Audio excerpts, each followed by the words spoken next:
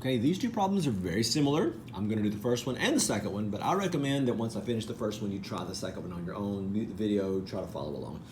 So here goes the coordinates. Stop right there and start drawing. -4, +2, +3, +2, -4, -1, +3, -1, form a rectangle.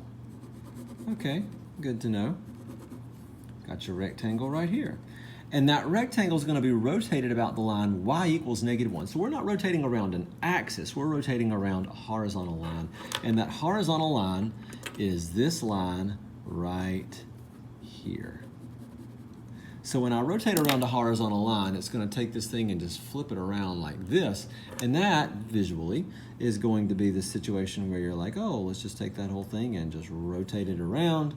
So we're swinging that thing around. So everything on the top ends up on the bottom. So what was 3 up from the axis of rotation? Okay, it's 2 up from the x-axis, but it's 3 up from the axis of rotation.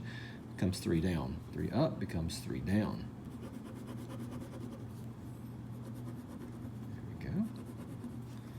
There's that. Well, that looks like a bigger rectangle. But here's what really happened. When you rotate, it creates a three-dimensional shape. And as you rotate, like, for example, rotating this point swings it around, makes a circle. Swings this around, makes a circle. We'll make it look three-dimensional. Swing this around, it makes a circle. Swing this around, it makes a circle. Swing this around, it makes a circle. And when you do that, you have what shape? Glad you asked. You have a cylinder. And that cylinder is going to be V equals pi times the radius squared times the height. And that's pi times the radius. Well, the radius is, okay, now what's the radius? It's the distance from the center to the edge. And the edge is the one that's being rotated. So it's from here to here, here to here, right? Or here to here, any of those. 0 to 3. So 3.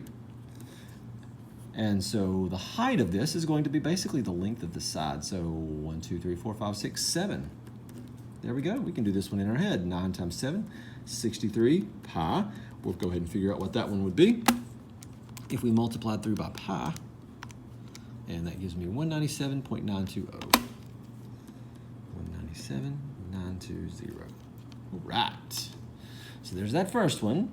Keep in mind which direction you're rotating. In this case, I'm rotating this way. Whichever direction you're rotating, you need to be mindful of that when you're figuring out what the radius is and what the height is. Sometimes people mix those up. They'd be like, well, the radius is, no, that's not the radius. There's your radius because this is how you're rotating. All right, let's do the next one. Try it on your own. Highly recommend that. -5, +5.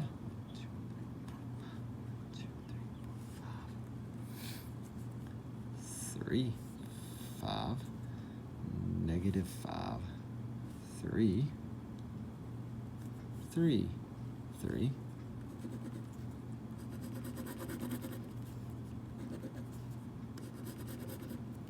And we're going to rotate it around the line y equals 3. The line y equals 3 is this horizontal line right here.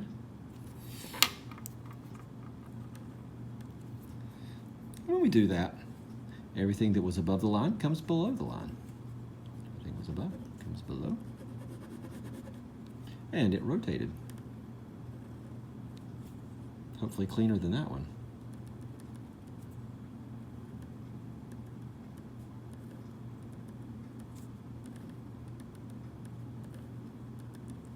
There we go. We're dealing with the volume of a cylinder.